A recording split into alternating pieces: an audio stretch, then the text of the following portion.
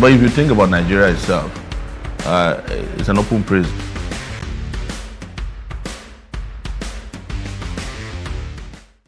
We are promising this country light in the place of darkness, because we know, and I know, that I can provide 24/7 electricity in Nigeria, so that we can power not only a political revolution but an industrial revolution.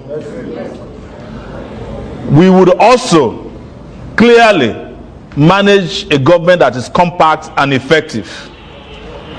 We will work and go after the Nigerian constitution that is not only fake but antiquated and illegitimate, because it was created by the military.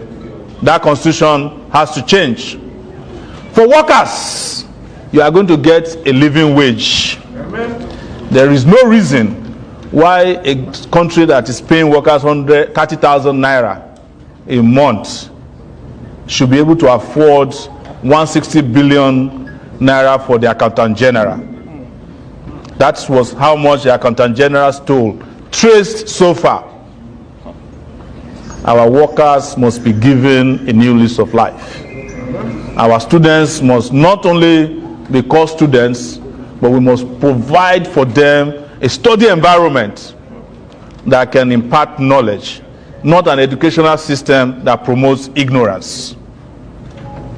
And for our old people, whether you have retired or not, you are entitled to some social security support and maintenance from your country. To our women, we are asking again, don't ask for percentages.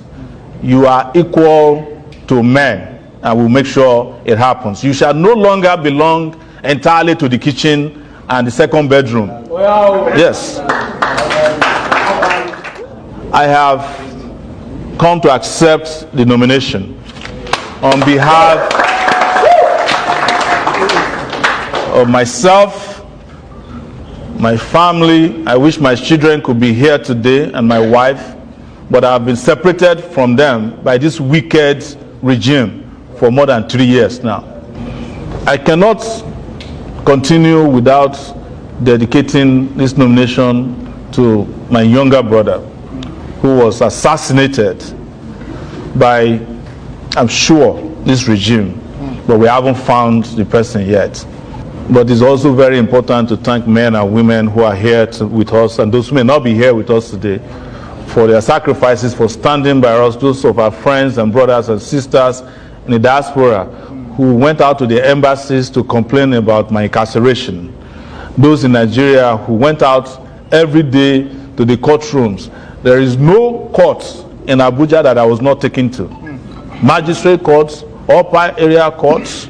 The only court probably is the Sharia court that they didn't take me to, because they couldn't determine my religion. Because this is not a period for religious identity, but this is a period for humanity. And I can also do without thanking those who have persecuted me in the last 4 years. Without them, we would not be here today. Those with whom we contested in 2019, a lot of them have fallen by the wayside. So many of them have become partyless. Some of them joined parties that they were strangers to and lost the game, or in the game. Others have just completely abandoned Nigeria, because I tell you, if you are not strong and Nigeria happens to you, you are likely to run away. But we decided that we must fix Nigeria by staying in Nigeria. And we decided that we must take our country back from the wicked, incompetent, and inhuman regime on both sides of the aisle, who have made it very miserable to live in this country. And we are here to ease you of their burden. But we will not apologize on their behalf, because one day they must all pay for their sins. Amen. Those who have made life miserable for the people of Nigeria. Those who turned a country that is supposed to be streaming with milk and honey into the capital of poverty in the world. Those who turned Nigeria, a country of good people, into the most insecure place to live in the world. Those who turned Nigeria into the most miserable place to sleep and wake up. Those who ensured that malaria became the national disease of our country, and poverty the companion of every citizen. They will pay for their crimes now or later. Nigeria, they use computer. The leaders of Nigeria, they use radio where they turn the knob.